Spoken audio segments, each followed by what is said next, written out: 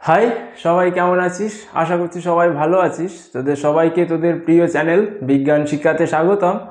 আজকে আমি তোদের নবম শ্রেণী যে অ্যাবজর্পশন সম্পর্কে অর্থাৎ যে পরিপাকতন্ত্র যে চ্যাপ্টারটা পড়াচ্ছিলাম সেখানে একটা কনসেপ্ট আছে অ্যাবজর্পশন, সেটা সম্পর্কে আলোচনা করব।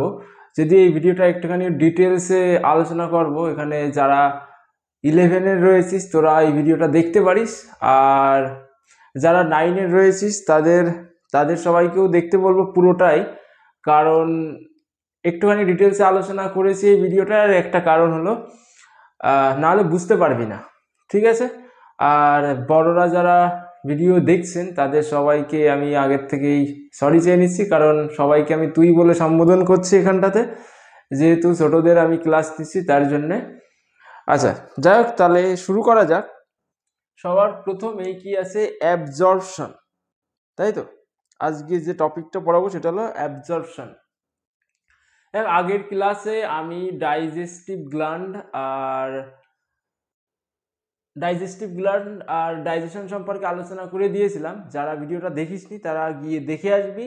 আগে দুটো ভিডিও আছে এই চ্যাপ্টারের, দুটো ভিডিও খুব ইম্পর্টেন্ট। ওই দুটো ভিডিও না দেখলে বা বুঝলে এটা বুঝতে পারবি না, যার কারণে আমি যদিও একটুখানি ওভারভিউ দিয়ে দিচ্ছি। দেখ, প্রথমে কি আছে, আগের ভিডিওতে আমি বলেছিলাম ডাইজেস্টিভ গ্ল্যান্ড আর ডাইজেশন সম্পর্কে আলোচনা করেছিলাম। ডাইজেশনে বলেছিলাম আমরা যে খাবারগুলো খাই সেই খাবারগুলো কি অনেক বৃহৎ বা বড় বড় অণুর সমন্বয়ে গঠিত। যেরকমের প্রোটিন কি অনেকগুলো অ্যামাইনো অ্যাসিড পরপর যুক্ত হয়ে পেপটাইডস, তারপরে পলিপেপটাইডস নিয়ে যুক্ত হয়, তারপরে প্রোটিন তৈরি হয়। যেই বড় অণুগুলো আমাদের শরীর কি করতে পারে না, গ্রহণ করতে পারে না, তার জন্য সেই অণুগুলোকে ভাঙতে হয় বা কাটতে হয়, তাই তো? কারা ভাঙে? এনজাইমরা। এনজাইম কি? প্রোটিন ধর্মী এক ধরনের কি রাসায়নিক পদার্থ, ঠিক আছে? যারা কি করে, যারা এই চ্যাপ্টারের ক্ষেত্রে যেসব বড় মৌলগুলো রয়েছে, যেসব বড় অণুগুলো রয়েছে, যেরকম প্রোটিন, তারপরে শর্করা, তারপর ফ্যাট, এইগুলোকে ভেঙে ছোট অণুতে পরিণত করে এবং আমাদের শরীরে কি করে, এবং এই ছোট অণু বা সরল অণুগুলো আমাদের শরীর অ্যাবজর্ব করতে পারে। এই যে প্রক্রিয়া, এই প্রক্রিয়াকে কি বলা হয়? অ্যাবজর্পশন বলা হয়। তাহলে প্রথমে কি হবে? বড় অণু ভাঙবে, অর্থাৎ বড় যে বস্তুটা, যে কি রয়েছে আমাদের খাদ্যের সব বড় পদার্থগুলো রয়েছে, যেরকম প্রোটিন, শর্করা, এইগুলোকে প্রথমে ভাঙা হবে, সেই ভাঙাকে বলা হয় ডাইজেশন। আর ভাঙার পরে যে সরল অণুতে পরিণত হবে, সেই সরল অণু আমাদের রক্তে মিশে যাওয়ার বা শরীরে মিশে যাওয়ার যে প্রক্রিয়া, অর্থাৎ শরীরের যে রক্তবাহ রয়েছে বা লসিকা গ্রন্থি রয়েছে তার মধ্যে মিশে যাওয়ার যে প্রক্রিয়া, সেটাকেই কি বলা হয়? অ্যাবজর্পশন সম্পর্কে, সেটাকে বলা হয় অ্যাবজর্পশন। এই অ্যাবজর্পশন সম্পর্কে আমি আজকে আলোচনা করবো একটুখানি ডিটেলসে। এই ভিডিওটা 11রাও দেখতে পারিস। আচ্ছা, দেখ, প্রথমেই কি আগেই বলেছিলাম, এটা হলো ইসোফেগাস। এই ইসোফেগাসের মধ্যে দিয়ে খাবার আসে, এসে এটা হলো স্টোমাক। এই স্টোমাকের মধ্যে কি হয়? খাবার কিছুক্ষণ কি হয় এইখানটাতে থাকে, ঠিক আছে? 4 থেকে 5 ঘন্টা থাকতে পারে। তারপরে থেকে কি হয়, এইখানটাতে যেসব হাইড্রোক্লোরিক অ্যাসিড রয়েছে তার সঙ্গে মেশে, এগুলো আগের ভিডিওতে বলেছি। তারপরে এই যে স্টোমাকের এই পাইলোরিক এন্ডের দিয়ে কোথায় আসে? ডুওডেনামে প্রবেশ করে খাবার যখনই ডুওডেনামে প্রবেশ করে তখনই ডুওডেনামে অ্যাকচুয়াল ডাইজেশন শুরু হয়। ডুওডেনামে বিভিন্ন ধরনের এনজাইম রয়েছে, সেই এনজাইমগুলো খাবারের বড় বড় অণুকে ভেঙে সরল খাবারে পরিণত করে এই ডুওডেনামে। তোরা জানিস ইন্টেস্টাইনকে, অর্থাৎ স্মল ইন্টেস্টাইনকে আমি 3 ভাগে ভাগ করেছিলাম। একটা কি? ডুওডেনাম, জেজুনাম আর ইলায়াম। জেজুনাম আর কি? ইলায়াম। ইলায়াম কি সব থেকে পেঁচানো অংশ। যাই হোক, তাহলে এই ডুওডেনামে যে ইউ এর মতো রয়েছে এইখানটাতে, এই পর্যন্ত ডুওডেনাম। তাহলে এই ডুওডেনামে কি হয়? ডুওডেনামে ডাইজেশন হয় এইখানটাতে। ডিতে ডুওডেনাম, ডিতে ডাইজেশন, অর্থাৎ খাবারকে ভাঙে। DIGESTION, ঠিক আছে? তারপরে কি আছে? জেজুনাম। এই জেজুনাম এবং জেজুনামের পরে কি আছে ইলিয়াম। এই দুটো অংশে, এই জেজুনাম আর ইলিয়াম অংশে আমাদের খাবারের কি হয়, আমাদের খাবারের অ্যাবজর্পশন হয়। অ্যাবজর্পশন অর্থাৎ যেই খাবারগুলো ভেঙে সরল খাবারে পরিণত হলো সেটা এই জেজুনাম আর ইলিয়ামের মধ্যে দিয়ে আমাদের রক্তে মিশে যায়। এটুকু সবার ক্লিয়ার? এবার কিভাবে রক্তে মেশে সেটা সম্পর্কে আমাদের একটুখানি ডিটেলসে আলোচনা করতে হবে। দেখ আমি কি করেছি, আমি এইখানটাতে এই যে কি রয়েছে, এই যে জেজুনাম বা এই যে স্মল ইন্টেস্টাইন রয়েছে, এই স্মল ইন্টেস্টাইনকে কি করেছি, স্মল ইন্টেস্টাইন পাইপের মতো তো, এরকমের পাইপের মতো তো, এরকমের পাইপের মতো জানিস, আগেই বলেছি। এবার কেটেছি, ঠিক আছে, এরকম করে কেটেছি, কেটে একটা অংশকে বাইরে বাইরে বের করে নিয়ে এসেছি, ঠিক আছে, কেটে বাইরে এখানে দেখতে পাচ্ছি 3Dতে দেখানো হয়েছে। আর এর ওপরের অর্থাৎ এইখানটাতে আমরা কি দেখতে পাচ্ছি, স্মল ইন্টেস্টাইনের ভিতরের অংশ দেখতে পাচ্ছি, ঠিক আছে। দেখ ভালো করে বস, এই স্মল ইন্টেস্টাইনকে কি করেছি, এটা তো পাইপের মতোই, পাইপের মতো কেটেছি, ঠিক আছে, কেটে বাইরে বের করে এনেছি একটা অংশ, ঠিক আছে, কেটে ওপরের অংশ, উপরের অর্ধেককে কেটে ফেলে দিয়েছি আর বাকিটুকু বাইরে বের করে নিয়ে এসেছি। এখানে 3Dতে দেখতে পাচ্ছিস তো এইখানটাতে। আচ্ছা এই যে 3D স্ট্রাকচারটা করেছি, এই 3D স্ট্রাকচারটাকে বা এই 3D কোষটাকেই আমরা এইভাবে, কোষ বলছি 3D অংশকে এইভাবে দেখাতে পারি, 3D বক্সের মাধ্যমে দেখাতে পারি, ঠিক আছে। এইবার এই যে এই অংশটাকে কাটলাম, ঠিক আছে, কেটে এই বক্সের মতো এখান থেকে নিয়ে এসেছি, বুঝতে পারলি। এইবার যখন কি করবি, এই কি বলে স্মল ইন্টেস্টাইন, এই স্মল ইন্টেস্টাইনের ওপরে কিসের মতো, এই আঙুলের মতো অনেকগুলো কি থাকে, প্রজেকশন থাকে, ঠিক আছে, আঙুলের মতো এরকম করে প্রজেকশন থাকে এই স্মল ইন্টেস্টাইনের এই ভিতরে, ঠিক আছে। মনে কর এখান থেকে যদি কেটে নিয়ে আসি তাহলে এর ওপর দিয়ে যে আঙুলের মতো এরকমের প্রজেকশন দেখতে পাবি, বুঝতে পারলি, এরকমের আঙুলের মতো প্রজেকশন দেখতে পাবি। ক্লিয়ার হয়েছে এখানটাতে? তাহলে এই যে আঙুলের মতো যে প্রজেকশনগুলো দেখতে পাচ্ছিস এইগুলোকে কি বলা হয়, এই যে এইগুলোকে বলা হয় ভিলাই, VILLI, আর সিঙ্গুলারে কি বলা হয়, ভিলাস বলা হয়, সিঙ্গুলারে villus, VIUS, villus. Spelling mistakes হতে পারে, যাই হোক। তাহলে কি বলা হয়, এই প্লুরালে এদেরকে বলা হয় ভিলাই, ঠিক আছে। তাহলে ইন্টেস্টাইনের ভিতরে, একদম ভিতরে যে লেয়ারটা রয়েছে সেই লেয়ারে কি দেখতে পাবি, সেই লেয়ারের মধ্যে আঙুলের মতো প্রজেকশন দেখতে পাবি, ঠিক আছে।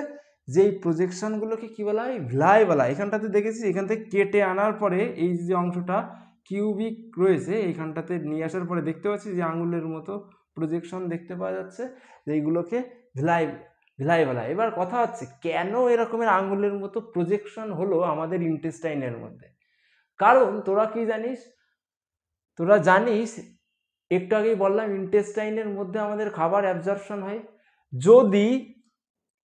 যদি এটা একদম স্মুথ হতো, কি না থেকে রকমের ফিঙ্গার লাইক প্রজেকশন যদি না থেকে একদম স্মুথ হতো তাহলে কি হতো, খাবারটা একদম সুরসুর করে নেমে যেত, তাই তো। যে এগুলো ভাঙলো ডাইজেশনের ফলে, সব খাবারগুলো ভাঙলো, সেই খাবারগুলো একদম সুরসুর করে নেমে যেত, তাহলে কি ভালো মতো অ্যাবজর্পশন হতো না তো। কিন্তু যেহেতু এরকমের করে কি রয়েছে, এরকম করে প্রজেকশন রয়েছে আঙুলের মতো, তাহলে কি হবে, তাহলে খাবারটা যখন যাবে ছোট ছোট খাবারটা, তাহলে এই কি বলে এই যে আঙুলের মতো যে প্রজেকশন বা ভিলাইয়ের মধ্যে দিয়ে যেতে হবে, তাহলে ভিলাইয়ের মধ্যে দিয়ে এরকমের বেঁকে বেঁকে করে খাবার যেতে হবে তো এরকমের করে। তাহলে যত বেশি ভিলাইয়ের সঙ্গে সংস্পর্শ হবে, অর্থাৎ স্মল ইন্টেস্টাইনের সঙ্গে যতক্ষণ ধরে খাদ্যের সংস্পর্শে থাকবে তত বেশি সময় ধরে শোষণ হবে, তাহলে আমাদের শোষণটাও কি হবে, ভালো হবে। ক্লিয়ার হয়েছে এখানটাতে? তাহলে ভিলাই কেন রয়েছে আমাদের মানুষের বা অন্যান্য স্তন্যপায়ী প্রাণীদের বা ভার্টিব্রেটদের, ঠিক আছে, ভার্টিব্রেটদের, সব ভার্টিব্রেটদেরই দেখা যায়। কেন রয়েছে ভার্টিব্রেটদের? কারণ যাতে করে খাবারটাকে কি করতে পারে, সম্পূর্ণ খাবারটাকে শোষণ করতে পারে। কারণ এরকমের এই আঙুলের মতো প্রজেকশন থাকার কারণে খাবারটার স্মল ইন্টেস্টাইনে সঙ্গে সংস্পর্শ বেশি হয়, সংস্পর্শ সময় যত বেশি হয় ততই কি হয়, ততই ভালো অ্যাবজর্পশন হয়। ঠিক আছে। আচ্ছা, এই যে ভিলাইগুলো আঙুলের মতো আঁকলাম, এই ভিলাই, এই একটা ভিলাইকে আমি বড় করে আঁকলাম। ঠিক আছে, এইখানটাতে যদি বড় করে আঁকি এরকমের দেখা যাবে তো? বুঝতে পেরেছিস? আঙুলের মতো দেখতে, ক্লিয়ার হয়েছে তো? এইবার আঙুলের মতো দেখতে সেহেতু কি হবে, সেহেতু এখানটাতে এরকমের দেখতে হবে। আবার এর পিছন দিয়েও কি আছে, অনেক ভিলাই রয়েছে, এরকমের ভিলাই রয়েছে। বুঝতে পারলি? আচ্ছা, মনে করো আমি এই ভিলাইটা নিয়ে কাজ করব, এইবার এই যে বড় ভিলাই, এই ভিলাইটাকে কি করলাম, এই আঙুলের মতো এরকমের করে কেটে ফেললাম। ঠিক আছে, ক্রস সেকশন কেটে ফেললাম। মনে কর এটা হলো একটা ভিলাই, এই ভিলাই এরকম পেনের মতোই হবে, এই ভিলাইয়ের এই বরাবর কেটে ফেলালাম। ঠিক আছে, এই বরাবর কেটে ফেলালাম, ক্রস সেকশন ভার্টিক্যালি কেটে ফেলালাম। কেটে ফেলালে কি হবে, এরকমেরই দেখতে হবে, কিন্তু এর ভিতরে যেসব জিনিসগুলো রয়েছে সেইগুলো আমাদের সামনে উন্মুক্ত হয়ে যাবে। ঠিক আছে, তাহলে ভিতরে দেখতে পাবি, এই ভিলাইয়ের ভিতরে দেখতে পাবি, ভিলাইয়ের ভিতরে এরকম একটা নল রয়েছে। ঠিক আছে, নলের মতো একটা অংশ রয়েছে, যেটাকে কি বলা হয়, ল্যাকটিয়েল বলা হয়। কি বলা হয়, ল্যাকটিয়েল বলা হয়। আর এই ল্যাকটিয়েলের মধ্যে কি থাকে, এরকমের তরল থাকে এক ধরনের। বুঝতে পেরেছি? যেটাকে কি বলা হয়, লিম্ফ বলা হয়। ঠিক আছে, ক্লিয়ার হয়েছে? আমরা কি করলাম, আমরা ইন্টেস্টাইনের মধ্যে কি দেখতে পেলাম, ইন্টেস্টাইনকে যখন কাটলাম, এরকম করে কেটে এরকম কিউবিক নিয়ে আসলাম, তখন আঙুলের মতো এরকমের প্রজেকশন দেখে, অসংখ্য প্রজেকশন দেখতে পেয়েছি। এই প্রজেকশনের একটাকে কি করলাম, এইখানটাতে বড় করে নিয়ে আসলাম। বড় করে নিয়ে আসার পরে কি করলাম, ওর ভার্টিক্যালি এরকমের করে ক্রস সেকশন করে দিলাম। ক্রস সেকশন করার সঙ্গে সঙ্গে ভিলাইয়ের মাঝে কি রয়েছে, ভিতরে কি রয়েছে সেটা দেখতে পাবো। ভিতরে কি দেখতে পেলাম, একটা টিউবের মতো অংশ রয়েছে, যেটাকে কি বলা হয়, ল্যাকটিয়েল বলা হয়। ঠিক আছে, কি বলা হয়, ল্যাকটিয়েল, LACTEAL, ল্যাকটিয়েল। আচ্ছা, এই ল্যাকটিয়েলের মধ্যে কি থাকে, লিম্ফ থাকে। আচ্ছা, এই ল্যাকটিয়েলের পাশ দিয়ে দেখতে পাবি অসংখ্য ক্যাপিলারি রয়েছে। ঠিক আছে, ব্লাড ক্যাপিলারি এরকমের চারিপাশ দিয়ে অসংখ্য ব্লাড ক্যাপিলারি মানে কি, রক্ত জালক। বুঝতে পেরেছিস? এরকমের করে ব্লাড ক্যাপিলারি ঘিরে রয়েছে। ঠিক আছে, এই পাশেও আছে, এই পাশেও আছে, দুই পাশে এরকম করে ব্লাড ক্যাপিলারি ঘিরে রয়েছে। আর এই ব্লাড ক্যাপিলারি সবার লাস্টে কি রয়েছে, দুটো, একটা হলো শিরা আর একটা ধমনী দিয়ে বাইরে বেরিয়ে গেছে এরকমের করে। বুঝতে পারলি আমার কথা? এরকমের করে, তাহলে একটা মনে কর ধমনী, ঠিক আছে, আর একটা হলো শিরা, আর একটা হলো ধমনী, দুটো দিয়ে বাইরে বেরিয়ে গেছে। এইবার এটাকে আমরা কি করেছি, এই ভিলাইকে তো এইভাবে কেটেছি, কাটলে কি হবে, এর পাশ দিয়ে কোষ দেখতে পাবি তো। কেটে ফেলার পরে কি হবে, কোষ দেখা যাবে না। ভিলাইকে যখনই কেটে ফেলালি, এরকমের করে ক্রস সেকশনে কেটে ফেলালি, তখন কি দেখতে পাবি, এরকমের কোষ দেখতে পাবি তো পাশ দিয়ে। কারণ কি, সব জিনিসই আমাদের দেহে যা কিছু আছে সব জিনিসই কি কোষ নিয়ে গঠিত তো। তাহলে ভিলাইয়ের পাশ দিয়ে এরকমের কোষ দেখতে পাওয়া যাবে, যেই কোষগুলোকে বলা হয় এপিথেলিয়াল কোষ। এই কোষগুলোকে কি বলা হয়, এপিথেলিয়াল কোষ বলা হয়। খুব ইম্পর্টেন্ট, APTHELIAL, এপিথেলিয়াল সেল বলা হয়। এবার এই এপিথেলিয়াল সেল, এদের সবার মধ্যে নিউক্লিয়াস রয়েছে। ঠিক আছে, আচ্ছা, এই যে এপিথেলিয়াল সেল আঁকলাম, এই এপিথেলিয়াল সেল একটা স্পেশাল ধর্ম রয়েছে কি, এই ভিলাইয়ের এপিথেলিয়াল সেলের, এই ভিলাইয়ের এপিথেলিয়াল সেলের ওপরের দিকে বা কোষের ওপরের দিকে এরকমের করে কি রয়েছে, এরকমের করে সিলিয়ার মতো অংশ রয়েছে। সিলিয়া, তোরা শুনেছিস সিলিয়া? অ্যাকচুয়ালি এটাও হলো প্রজেকশন, কিন্তু আমি তোদের বোঝার সাপেক্ষে বলছি সিলিয়া। ঠিক আছে, যদিও সিলিয়া না, কিন্তু দেখতে সিলিয়ার মতো হলে তাহলে মনে রাখতে তোদের সুবিধা হবে। বুঝতে পেরেছিস কিসের মতো রয়েছে, সিলিয়ার মতো অংশ রয়েছে, যদিও সিলিয়া না, এটা কিন্তু সিলিয়া না। ঠিক আছে, আমি বলছি সিলিয়ার মতো অনেকটা, সিলিয়া না কিন্তু।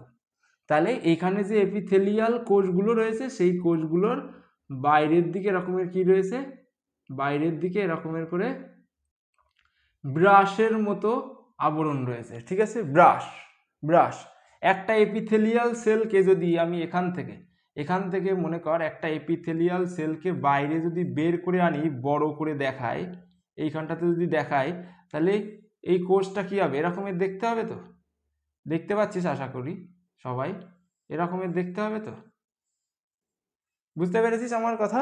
তাহলে এই যে এটাও দেখ, আবার ওদের নিজেদের মধ্যে আবার এই আঙুলের মতো প্রজেকশন দেখতে পাওয়া যাচ্ছে, ঠিক আছে?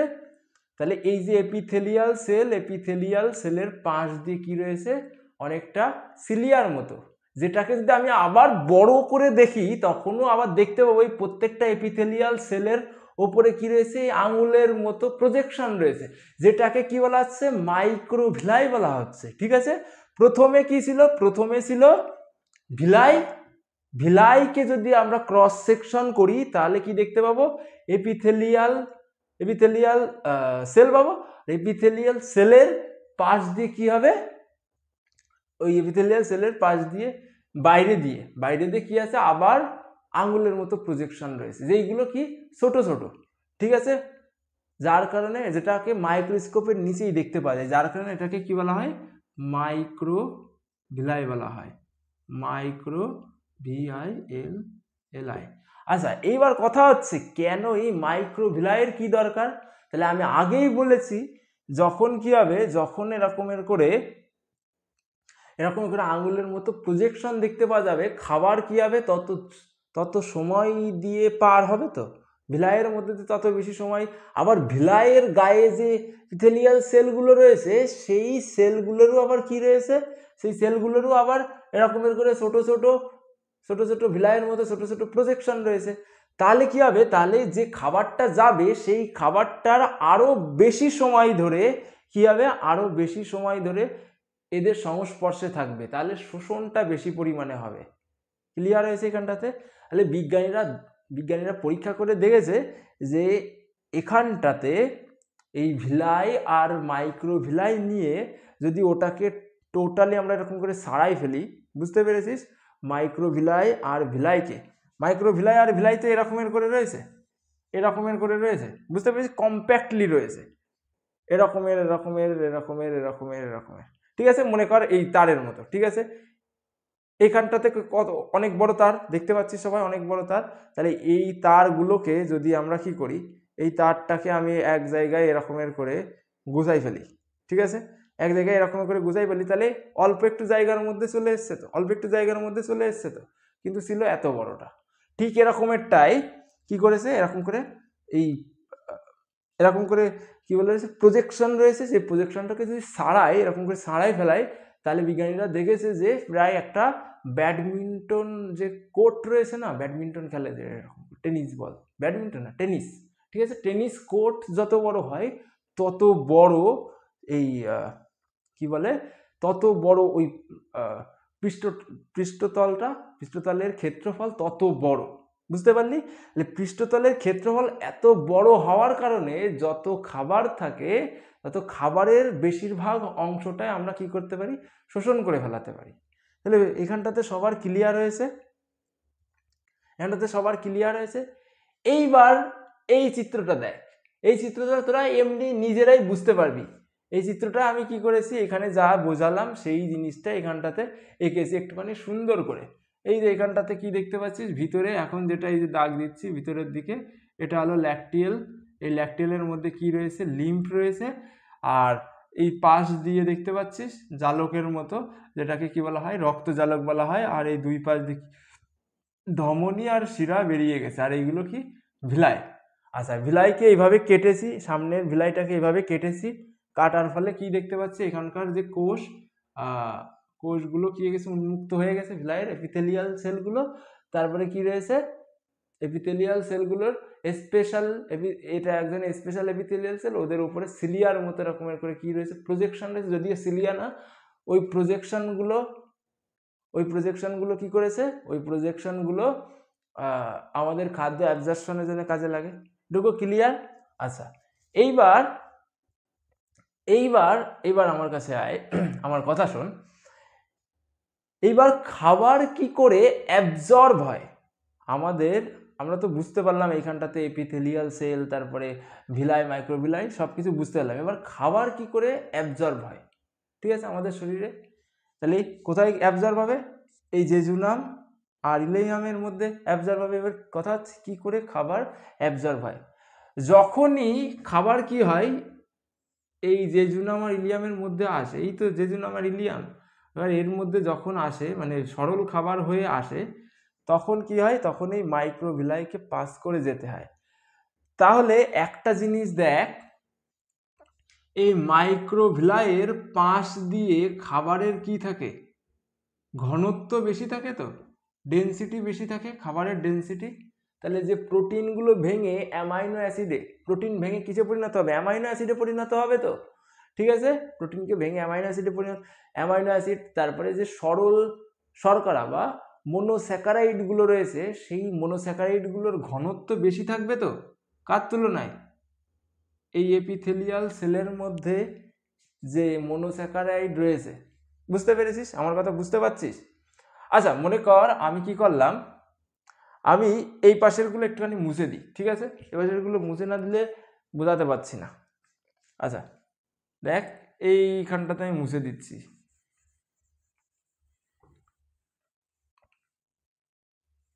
আচ্ছা, এইখানটাতেও মুছে দিলাম। দেখ, এইবার দেখ, এবার দেখ এখানকার যে এপিথেলিয়াল সেলটা রয়েছে না, একটা এপিথেলিয়াল সেলকে আমি কি করলাম, বড় করে আঁকালাম এই পাশটাতে, ঠিক আছে। এই মনে কর একটা এপিথেলিয়াল সেল, ক্লিয়ার হয়েছে? এর মাথায় কি রয়েছে, এরকমের করে প্রজেকশন রয়েছে, আঙুলের মতো প্রজেকশন, সবাই বুঝতে পারছিস? এরকম আঙুলের মতো প্রজেকশন রয়েছে, অসংখ্য প্রজেকশন, যেইগুলোকে কি বলা হয়, মাইক্রোভিলাই বলা হয়, মাইক্রোভিলাই।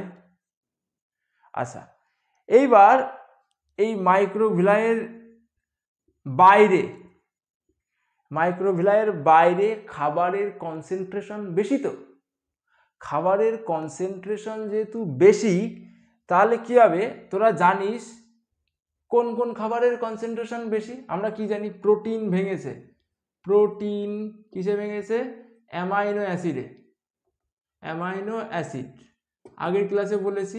তারপরে কি বলে, তারপরে প্রোটিনের পরে আর কি ভেঙেছে, তারপরে তারপরে কিসে ভেঙেছে, শর্করা, সরল শর্করাতে ভেঙে গেছে, তাই তো। তাহলে মোনোস্যাকারাইড, তাহলে পলিস্যাকারাইড, পলিস্যাকারাইড মোনোস্যাকারাইডে ভেঙেছে, ঠিক আছে। তারপরে ফ্যাট কিসে ভেঙেছে, ফ্যাট ভেঙে গেছে তোদের গ্লিসারল,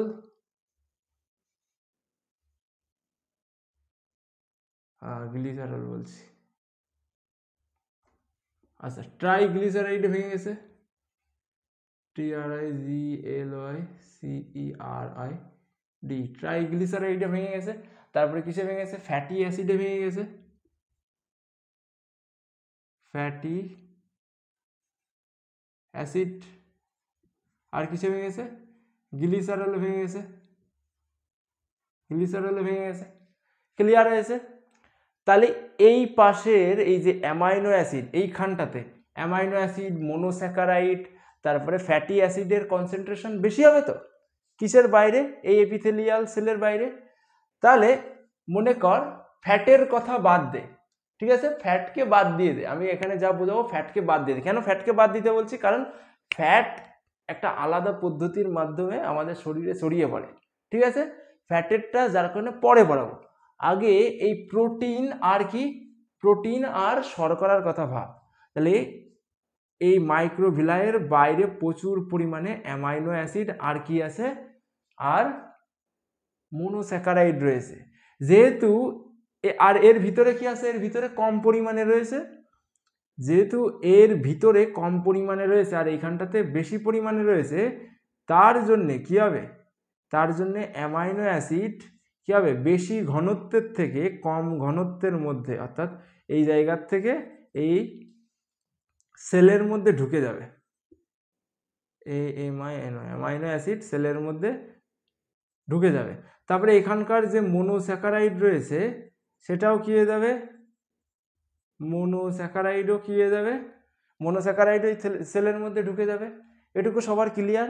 আচ্ছা, এই যে কনসেন্ট্রেশন অর্থাৎ বেশি কনসেন্ট্রেশন থেকে কম কনসেন্ট্রেশনের মধ্যে চলে গেল, এখানে কি ছিল, বেশি কনসেন্ট্রেশন ছিল, আর এইখানটাতে কি ছিল, কম কনসেন্ট্রেশন ছিল।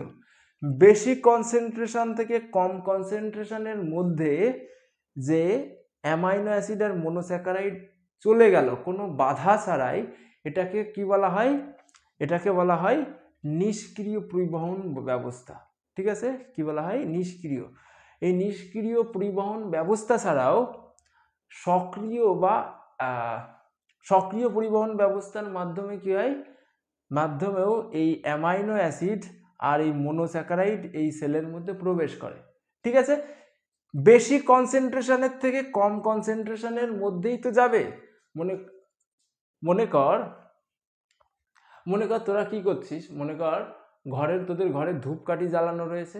এবার অনেক দূরের থেকে কি হয়, অনেক দূরে যদি দেখিস, অনেক দূরে যাস, তোদের ঘরের অন্য এক কোনায় যাস, ধূপকাঠি কি হয়ে যায়, বেশি কনসেন্ট্রেশনের থেকে ঘরের অন্য পাশেও সরিয়ে যায়। তাহলে যেখানে ধূপকাঠি থাকে সেখান থেকে ওই কম কনসেন্ট্রেশনের দিকে সরিয়ে যায়, এটা কি, এটা হলো নিষ্ক্রিয় পরিবহন ব্যবস্থা। বুঝতে পারলি, যেটাকে ব্যাপন বলা হয়, তাই তো, গ্যাসীয় কণার ছড়িয়ে পড়ার ঘটনাকে ব্যাপন বলা হয়। তোরা এগুলো পড়েছিস তো? আচ্ছা, তাহলে এটা কি নিষ্ক্রিয়ভাবেই হয়ে যাচ্ছে, কোনো শক্তির কি হচ্ছে না, খরচ হচ্ছে না। বেশি কনসেন্ট্রেশন ছিল, বেশি কনসেন্ট্রেশনের থেকে কম কনসেন্ট্রেশনের মধ্যে চলে আসলো। ক্লিয়ার হয়েছে? এইবার এই বেশি কনসেন্ট্রেশনের থেকে কম কনসেন্ট্রেশনে যাওয়ার সময় ও কি একবারেই চলে যাবে, সব যা আছে সব কি চলে যেতে পারবে? যখন এখান থেকে, এখানে যে বেশি কনসেন্ট্রেশন ছিল আর এখানে যে কম কনসেন্ট্রেশন ছিল, এখান থেকে যখন এর মধ্যে প্রবেশ করবে, অর্থাৎ এই সেলের মধ্যে প্রবেশ করবে, যে কি বলে, ভিলায় যে সেল রয়েছে সেই সেলের মধ্যে যখন প্রবেশ করবে, তখন কি হবে, আস্তে আস্তে এখানকার কনসেন্ট্রেশন কমতে থাকবে আর ভিতরের কনসেন্ট্রেশন তো বাড়তে থাকবে তো। যখনই ভিতরের কনসেন্ট্রেশন বেড়ে যাবে, যখনই মনে কর ভিতরের কনসেন্ট্রেশন যখনই বেড়ে যেতে থাকবে আর এখানকার কনসেন্ট্রেশন কমে যেতে থাকবে, এখানকার মানে বাইরের কনসেন্ট্রেশন কমে যেতে থাকবে, তখন এই ভিতরে যেসব অ্যামাইনো অ্যাসিড আর মনোস্যাকারাইড রয়েছে এরা তো বাইরে চলে যাওয়ার চেষ্টা করবে তো, কিন্তু যদি বাইরে চলে যায়, এই সেলের বাইরে চলে যায়, তাহলে তার আমাদের অ্যাবজর্পশন হলো না, হলো কি? তখন কি হয়, তখন আরেক ধরনের পরিবহন ব্যবস্থা আসে আমাদের চিত্রে, যেটাকে বলা হয় সক্রিয় পরিবহন ব্যবস্থা। আচ্ছা, তখন কি হয়, তখন আমাদের এই কোষের বাইরে এরকম করে মোটর লাগানো থাকে। ঠিক আছে, যে স্যালো মোটর তোরা জানিস তো, যেটা দিয়ে ওই কি বলে জল দেয়, ঠিক আছে, মাঠে জল দেয়, স্যালো মোটর বের হয়, সেটা কারেন্টের সাহায্যে কি করে, ভূপৃষ্ঠের থেকে, ভূপৃষ্ঠ বলছি, মাটির তলার থেকে ভূগর্ভস্থ জল আসে আর সেটাকে কি করে ফিল্ডে দিয়ে দেয়, তাই তো। তাহলে কি লাগে, কারেন্ট অর্থাৎ শক্তির লাগে। তাহলে আমাদের এই কোষেও এরকমের মোটর থাকে। ঠিক আছে, এই মোটর কি করে, এইখানটাতে মনে করেন মোটর, আর এই বাইরে কি রয়েছে, অ্যামাইনো অ্যাসিড আর মনোস্যাকারাইড রয়েছে, তো আরো পড়ে রয়েছে, এখান থেকে যাওয়ার পরে আরো পড়ে রয়েছে এইখানটাতে। আমাদের এই কি বলে, আমাদের কোষে এই যে মোটর লাগানো ছিল, এই মোটর আমাদের শরীরের এটিপি কে ব্যবহার করে। এটিপি কে কি বলা হয়, এনার্জি কারেন্সি বলা হয়, এগুলো জানিস তো তোরা। এই এটিপি কে ব্যবহার করে এদের একটা একটা করে কান ধরে এর মধ্যে ঢুকাই দেয়। বুঝতে পেরেছিস, এই কোষের মধ্যে ঢুকিয়ে দেয় সবাইকে। তাহলে কি হলো টোটাল জিনিসটাই, তাহলে বাইরে যত অ্যামাইনো অ্যাসিড ছিল, বাইরে যত মনোস্যাকারাইড ছিল, সবাই কি হয়ে গেল, এই কোষের মধ্যে ঢুকে গেল। ক্লিয়ার হয়েছে? এইখানটাতে সবার ক্লিয়ার হয়েছে? তাহলে কোষের মধ্যে দুই পদ্ধতিতে কি হয়, দুই পদ্ধতিতে বাইরের অ্যামাইনো অ্যাসিড আর মনোস্যাকারাইড ঢুকতে পারে। এটা হলো নিষ্ক্রিয় পরিবহন ব্যবস্থা, একটা হলো সক্রিয় পরিবহন ব্যবস্থা। নিষ্ক্রিয় পরিবহন ব্যবস্থাতে কি হয়, যখন বাইরে কনসেন্ট্রেশন বেশি থাকে আর ভিতরে কম থাকে, তখন কি হয়, বাইরের থেকে ভিতরে স্পন্টেনিয়াসলি অর্থাৎ স্বতঃস্ফূর্তভাবে চলে যায়। আর কি হয়, যখন বাইরের কনসেন্ট্রেশন কমে যায়, ভিতরে বেড়ে যায়, তখন কি হয়, তখন আমাদের শরীর আমাদের এই যে কোষ, এই কোষে কিন্তু মোটর লাগানো থাকে। মোটর কি করে, শক্তিকে বা এটিপিকে ব্যবহার করে এদেরকে কান্ধরের মধ্যে প্রবেশ করিয়ে দেয়। তাহলে কি হয়, তাহলে বাইরে যেসব অ্যামাইনো অ্যাসিড আর মনোস্যাকারাইড ছিল এগুলোর পরিমাণ আর থাকে না। তাহলে টোটালটাই আমাদের শরীরে কি হয়ে যায়, অ্যাবজর্ব হয়ে যায়। বুঝতে পেরেছিস? তাহলে যখনই এই সেলের মধ্যে অ্যাবজর্ব হয়ে গেল, কোন সেল, আমাদের যে মাইক্রোভিলাইয়ের যে সেল ছিল সেই সেলের মধ্যে যখনই অ্যাবজর্ব হয়ে গেল, সেলের থেকে কোথায় চলে যায়, এই দেখ এইখানটাতে, এখানটাতে দেখ, এখানটাতে সেল ছিল আর সেলের পাশে ব্লাড ক্যাপিলারি ছিল তো, এই যে সেল, এই যে সেল, এইখানটাতে দেখতে পাচ্ছি সেল আর এই সেলের পাশে ব্লাড ক্যাপিলারি। তাহলে আমি যদি এইখানটাতে দেখি তাহলে ব্যাপারটা কেমন দাঁড়ায়, এর পাশ দিয়ে কি আছে, ব্লাড ক্যাপিলারি রয়েছে বা রক্তজালিকা রয়েছে, এই পাশে একটা আছে রক্তজালিকা, আবার এই পাশেও একটা রক্তজালিকা রয়েছে।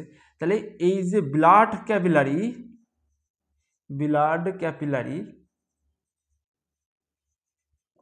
রয়েছে, এই ব্লাড ক্যাপিলারির মধ্যে, এই সেলের থেকে ব্লাড ক্যাপিলারির মধ্যে অ্যামাইনো অ্যাসিড আর মনোস্যাকারাইডের কনসেন্ট্রেশন কম, তো তাহলে সরাসরি কি হবে, এরা এই অ্যামাইনো অ্যাসিড আর মনোস্যাকারাইড এই ব্লাড ক্যাপিলারির মধ্যে প্রবেশ করবে। বুঝতে পেরেছিস? ব্লাড ক্যাপিলারির মধ্যে যখনই প্রবেশ করবে, এই ব্লাড ক্যাপিলারি কোথায় গিয়ে আমাদের যে যকৃতের কি বলে, এই ব্লাড ক্যাপিলারি কি আমাদের হেপাটিক পর্টাল ভেইন বলে একটা কি রয়েছে, হেপাটিক পর্টাল ভেইন বলে আমাদের একটা কি বলে শিরা রয়েছে, ঠিক আছে, তার মধ্যে যাই, তার থেকে আমাদের কোথায় চলে যাবে, এই নিউট্রিয়েন্টসগুলো তার থেকে আমাদের যকৃতে চলে যাবে। জাস্ট শোন এখানটাতে, অত বেশি ইম্পর্টেন্ট না, তার থেকে আমাদের কোথায় চলে যাবে, যকৃতে চলে যাবে। এবার যকৃতে গিয়ে কি হবে, যকৃতে গিয়ে আমাদের এই যেসব খাবারগুলো অ্যাবজর্ব হলো, সেসব খাবারের মধ্যে কিছু কিছু ভালো খাবারও থাকে, কিছু কিছু খারাপ জিনিস তো আমরা খেয়ে ফেলাই। বুঝতে পেরেছিস? অনেক সময় কি চলে আসে, অনেক সময় পয়জনাস জিনিসও চলে যায়। তখন যকৃৎ কি করে, যকৃৎ ওই পয়জনাস জিনিসগুলোকে ডিস্ট্রয় করে দেওয়ার চেষ্টা করে আর ভালো জিনিসটাকে আমাদের সারা শরীরে ছড়িয়ে দেয়। ক্লিয়ার হয়েছে এখানটাতে? ভালো জিনিস কি, মনোস্যাকারাইড, অ্যামাইনো অ্যাসিড, এইগুলোকে আমাদের শরীরে ঠিকঠাকভাবে, অর্থাৎ আমাদের সব কলা কোষ রয়েছে ওইখানটাতে কি করে দেয়, ডিস্ট্রিবিউট করে দেয়। এটুকু সবার ক্লিয়ার হয়েছে? তাহলে প্রথমে কি হলো, প্রথমে এইখানকার যে এপিথেলিয়াল সেল রয়েছে সেই সেলের মধ্যে কে প্রবেশ করলো, সেলের মধ্যে অ্যামাইনো অ্যাসিড আর মনোস্যাকারাইড প্রবেশ করলো, এর মধ্যে কনসেন্ট্রেশন বেড়ে গেল। আর এর পাশে যে ব্লাড ক্যাপিলারি ছিল তার মধ্যে কনসেন্ট্রেশন কম ছিল, তাহলে এই বেশি কনসেন্ট্রেশনের থেকে এই কম কনসেন্ট্রেশনের মধ্যে প্রবেশ করবে, এইগুলো এর মধ্যে প্রবেশ করবে। এখান থেকে কি হবে, আমাদের যকৃতের যে কি হেপাটিক পোর্টাল ভেইন রয়েছে তার মধ্যে আমাদের যকৃতে যাবে, আর যকৃতের থেকে সারা শরীরে কি হবে, এগুলো নিউট্রিয়েন্টসগুলো ছড়িয়ে পড়বে। বুঝতে পেরেছিস? আচ্ছা এইবার, আচ্ছা আমি এতক্ষণে বলেছিলাম অ্যামাইনো অ্যাসিড আর মনোস্যাকারাইড কি করে ভিতরে প্রবেশ করলো, কিন্তু আমি ফ্যাট কি করে আমাদের রক্তে মিশে যায় সেটা কিন্তু, অর্থাৎ ফ্যাটকে কি করে আমাদের শরীর অ্যাবজর্ব করে সেটা এতক্ষণে কি করেছি, সেটা এতক্ষণে অ্যাভয়েড করে গেছি। কারণ এর একটা কি আছে, নির্দিষ্ট প্রসেস আছে, যেভাবে অ্যামাইনো অ্যাসিড আর মনোস্যাকারাইডরা এই এপিথেলিয়াল সেলের মধ্যে ঢুকেছিল, এই যে মাইক্রোভিলাই বলছি তোর কি বলে, যে ভিলাইয়ের যে বা ভিলির যে সেলের মধ্যে ঢুকেছিল, সেইভাবে কিন্তু ফ্যাট কি করতে পারে না, ঢোকার পরে তারপরে যখন ব্লাড ক্যাপিলারির মধ্যে গিয়ে সারা শরীরে ছড়িয়ে গেল, এইভাবে কিন্তু ফ্যাট অ্যাবজর্ব হতে পারে না। কেন পারে না? কারণ তোরা জানিস ফ্যাট কি, ফ্যাট জলে দ্রবীভূত হয় না। ফ্যাট যেহেতু জলে দ্রবীভূত হয় না, তার কারণে ফ্যাট সরাসরি রক্তে মিশতে পারে না। ঠিক আছে, রক্তরা জানিস রক্তের প্রধান উপাদান কি, জল। তার জন্য ফ্যাট এই যে এইখানটাতে যে নালিকা এঁকেছিলাম না, ল্যাকটিয়েল বলেছিলাম যেটাকে, যার মধ্যে কি আছে, লিম্ফ আছে, এই ল্যাকটিয়েলের মাধ্যমে আমাদের শরীরে ছড়িয়ে পড়ে। কিসের মাধ্যমে? এই ল্যাকটিয়েলের মাধ্যমে আমাদের শরীরে ছড়িয়ে পড়ে। এটুকু ক্লিয়ার হয়েছে? আচ্ছা, এইবার দেখ এই এপিথেলিয়াল সেলের বাইরে অর্থাৎ কি, অর্থাৎ এই যে মাইক্রোভিলাইটা রয়েছে, যে ভিলাইটা রয়েছে বা ভিলিটা রয়েছে, ভিলির বাইরে কি আছে? ভিলির বাইরে প্রচুর পরিমাণে বড় বড় কি আছে, এরকমের করে ফ্যাট ড্রপলেট আছে। তো ফ্যাট ড্রপলেট আছে এদিক ওদিক। এবার এই যে ফ্যাট ড্রপলেটগুলো রয়েছে, এই ফ্যাট ড্রপলেটগুলোর ওপরে তোদের আগের দিন পড়িয়েছিলাম বাইলের কথা। সেই বাইল এসে কি করে, এরকমের করে চারিদিক থেকে আটকে দেয়। বুঝতে পেরেছিস? বাইল এসে এই ফ্যাট ড্রপলেটগুলোকে এরকমের করে চারিদিক থেকে আটকে ধরে। ঠিক আছে? আটকে ধরে এদেরকে স্মল ফ্যাটে পরিণত করে, মানে ছোট ছোট ফ্যাটের দানায় পরিণত করে, এরকমের ছোট ছোট ভেঙে দেয়। অর্থাৎ এই বড় যে ফ্যাট ড্রপলেট থাকে সেটাকে ছোট ছোট ফ্যাটের মলিকিউলে ভেঙে দেয়। ক্লিয়ার হয়েছে? ফ্যাটের মলিকিউলে ভেঙে দেওয়ার পরে এই ফ্যাট মলিকিউলগুলো কিন্তু আমাদের এই এপিথেলিয়াল সেলের মধ্যে প্রবেশ করতে পারে না। তারপরে কি হয়? তারপরে তোরা জানিস আমাদের ইন্টেস্টাইনে দুই ধরনের লাইপেজ এনজাইম আসে। একটা আসে প্যানক্রিয়াস থেকে, যেটা, আর আরেকটা কি, ইন্টেস্টাইনের নিজেরই লাইপেজ এনজাইম রয়েছে। সেই লাইপেজ এনজাইমরা এই ড্রপলেটকে ভেঙে কি করে, ফ্যাটি অ্যাসিড আর কি গ্লিসারলে পরিণত করে। কিসে? ফ্যাটি অ্যাসিড আর কি গ্লিসারল, GLYCEROL, গ্লিসারল অথবা মনোগ্লিসারাইডে পরিণত করে। দেখ, শুধু শুনে যা তোরা, এই যে ফ্যাটি অ্যাসিড আর গ্লিসারলে পরিণত হলো, এই ফ্যাটি অ্যাসিড কার মধ্যে প্রবেশ করতে পারে? এই বাইরে কনসেন্ট্রেশন বেশি হবে, তো এই কোষের বাইরে ফ্যাটি অ্যাসিড আর গ্লিসারলের পরিমাণ, এই দিক দিয়ে প্রচুর পরিমাণে ফ্যাটি অ্যাসিড আর গ্লিসারল রয়েছে, এইগুলো কি হবে, এই কোষের মধ্যে প্রবেশ করবে। ঠিক আছে? কোষের মধ্যে এই ফ্যাটি অ্যাসিড আর গ্লিসারল দ্বারা একটুখানি এখানে ঘিজি হয়ে যাচ্ছে, এখান থেকে এই অ্যামাইনো অ্যাসিডটা একটুখানি মুছে দিই। ঠিক আছে? শুধুমাত্র এই সেলটা রাখি, আর শুধুমাত্র এই এপিথেলিয়াল সেলটাকে রাখি, তাহলে ভালো বুঝতে পারবি। আচ্ছা দেখ, এই হলো আমাদের এপিথেলিয়াল সেল, যেটা কোথার থেকে পেয়েছি আমরা, যেটা আমরা ভিলাইয়ের থেকে পেয়েছি, ভিলাইয়ে রয়েছে। তাহলে কি বললাম, প্রথমে কি আছে, যে বড় ফ্যাটের মলিকিউল রয়েছে, সেই বড় ফ্যাটের মলিকিউলকে বাইল এসে বাইন্ড করে মিসেল তৈরি করে। ঠিক আছে? মিসেল তৈরি করে ওই ফ্যাট ড্রপলেটকে ছোট্ট এই দেখ ফ্যাট, এইগুলো ফ্যাটের অণুতে পরিণত, ছোট্ট স্মল ফ্যাটের অণুতে পরিণত করে, SMA স্মল ফ্যাট। এবার এই স্মল ফ্যাটগুলোর ওপরে লাইপেজ ক্রিয়া করে। কে? লাইপেজ কোথায় রয়েছে? আমাদের ইন্টেস্টাইনে রয়েছে। আর প্যানক্রিয়াস থেকেও লাইপেজ আসে। তো এই দুটো ক্রিয়া করে কি করে, প্রচুর পরিমাণে ফ্যাটি অ্যাসিড আর গ্লিসারলে পরিণত করে। তাহলে এই বাইরে দিয়ে কি হবে, প্রচুর পরিমাণে ফ্যাটি অ্যাসিড আর গ্লিসারল থাকবে। মনে কর এটা হলো ফ্যাটি অ্যাসিড। ঠিক আছে? মনে কর এটা হলো ফ্যাটি অ্যাসিড আর এটা হলো গ্লিসারল। ঠিক আছে? এটা হলো ফ্যাটি অ্যাসিড, এটা হলো গ্লিসারল। ফ্যাটি অ্যাসিড, গ্লিসারল, প্রচুর পরিমাণে ফ্যাটি অ্যাসিড আর গ্লিসারল বাইরে থাকবে, আর এখানে তো কম পরিমাণে থাকবে। তাহলে এই বাইরের থেকে ভিতরে এই ফ্যাটি অ্যাসিড আর গ্লিসারল প্রবেশ করবে। ঠিক আছে? তাহলে এই বাইরের থেকে এপিথেলিয়াল সেলের মধ্যে কি প্রবেশ করবে? ফ্যাটি অ্যাসিড আর গ্লিসারল প্রবেশ করেছে। ফ্যাটি অ্যাসিড আর গ্লিসারল প্রবেশ করার পরে কি হবে, এরা দুইজন আবার যুক্ত হয়ে যাবে। যুক্ত হয়ে গিয়ে কিসে পরিণত করবে? ট্রাইগ্লিসারাইডে পরিণত হবে। এরা দুইজন তাহলে এপিথেলিয়ালের মধ্যে প্রবেশ করে আবার কিসে পরিণত হয়ে গেল? ট্রাইগ্লিসারাইডে, TRIGLYCERID, ট্রাইগ্লিসারাইডে পরিণত হবে। ঠিক আছে?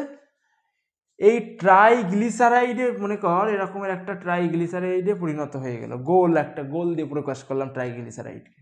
এই ট্রাইগ্লিসারাইডের পাশে কি হবে, এই এপিথেলিয়াল সেলকে মনে করি আরেকটা বড় করে দিই, ঠিক আছে, এপিথেলিয়াল সেলকে একটা বড় করে দিই।